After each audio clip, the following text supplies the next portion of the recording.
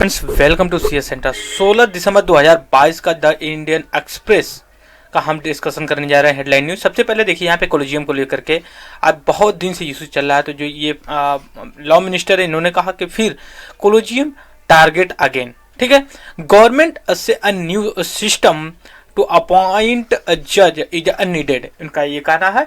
दूसरी ये चीज है, देखिए हमेशा जो है कि कमेंट्स आ रहे हैं जुडिशरी पे। मेरा मानना है कि जुडिशरी की ये कहीं ना कहीं इसको एक स्टैंड लेना चाहिए जुडिशरी को।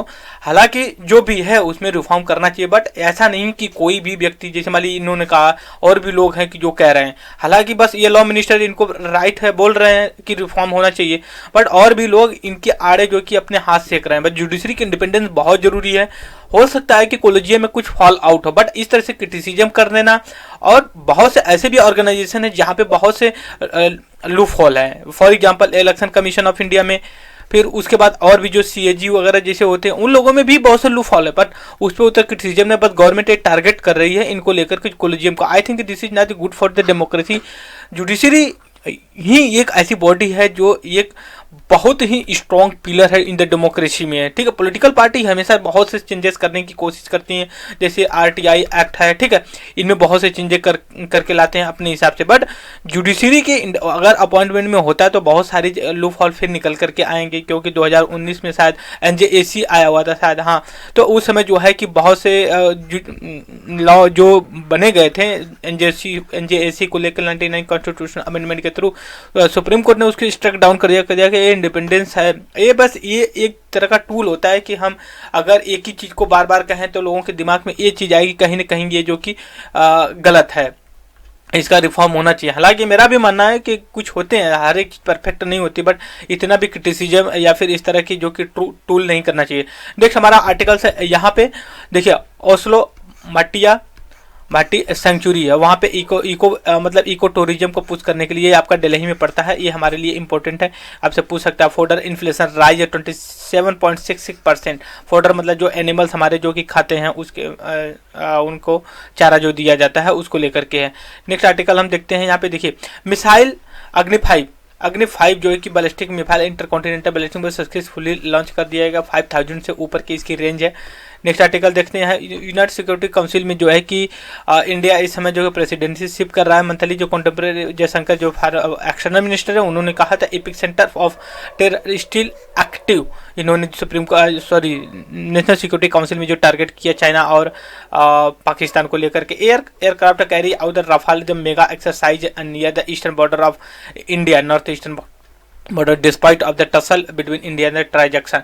WHO ड्राउन, देखिए हम लोग कुछ दिन पहले बात करते एक सिरप थी जो गाम्बिया में कुछ बच्चों की जो कि पीने से डेथ हो गई थी, उसको लेकर के फिर यहाँ पे एक रिपोर्ट आई हुई है। नेक्स्ट आर्टिकल हम देख लेते हैं।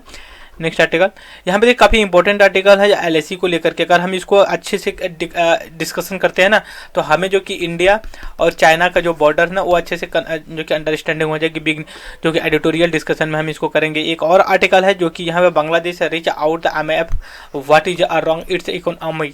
बांग्लादेश में इस समय क्राइसिस की बात प्रॉब्लम चली। और दूसरी एक चीज़ यहाँ पे है, फेड बैंक ने फिर इंडिकेशन दिया, जो फेड बैंक होती है USA की, ठीक है, इंडिकेशन की हो सकता है कि इसके इंटरेस्ट रेट को जो कि हाई करे, इस वजह से शेयर मार्केट और पॉलिसी मेकर जो कि काफी worry about that.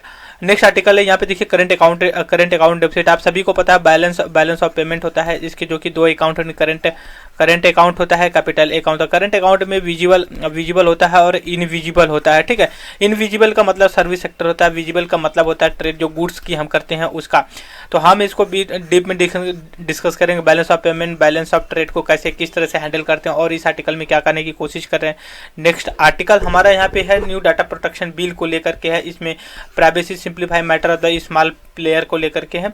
Next article देखते हैं क्या है इंपॉर्टेंट हमारे लिए। वेट, यहाँ पे देखिए कि emergency declare in the Peru आपको पता है कि जब हम साउथ, जैसे मान लीजिए कि ये इस तरह से ये हम नॉर्थ अमेरिका का मैप बना रहे हैं, ये नॉर्थ अमेरिका। फिर यहाँ पे आप ऐसे इस तरह से जो है कि नीचे मैं ये पूरा नहीं निकाल पा रहा हूँ, यहीं पे जो कि आपका पेरू ऐसे लंबा सा पड़ता है, ठीक है। तो हम मैप में इसको डिस्कस करेंगे, इसका मैपिंग में, तो वहाँ पे डिक्लेयर कर दिया। अभी अगर आपसे यहाँ पर क्वेश्चन हमारे लिए क्या है, पहली बात तो पेरू का हमें लोकेशन पता होना चाहिए। दूसरी बात ये कोल्ड ओशन करंट है जो कि पेरू हम्बोल्ट के नाम से जानी जाती है, तो हमें ये लोकेशन अगर पता होता है तो हम अच्छे से उसको मार्क कर सकते हैं। दूसरी ये चीज़, इसकी कैपिटल पता होना चाहिए। और आपसे क्वेश्चन ये भी पूछ सकता है, which one of following country early declare the national emergency, ठीक है। नेक्स्ट आर्टिकल देखते हैं कि यहाँ market fall the 1.5% as a fed uh signal uh more uh rate hike, लेकिन हमने अभी पहले ही डिस्कस किया था। दूसरी चीज़ है non banking financial corporation this is a growing 10 to 12% the physical. Next ये काफ़ी इंपॉर्टेंट आर्टिकल है, central government to set a borrowing limit 3.5% of gross state domestic production 2024 के लिए। ये हमारा सेंटर स्टेट का जो फाइनेंशियल रिलेशन आता है ना, ये टॉपिक इसमें कवर करेगा, हम एडिटोरियल टू द पॉइंट में डिस्कस करेंगे। तो इंडियन एक्सप्रेस की न्यूज में बस इतना ही। Thank you very much the discussion.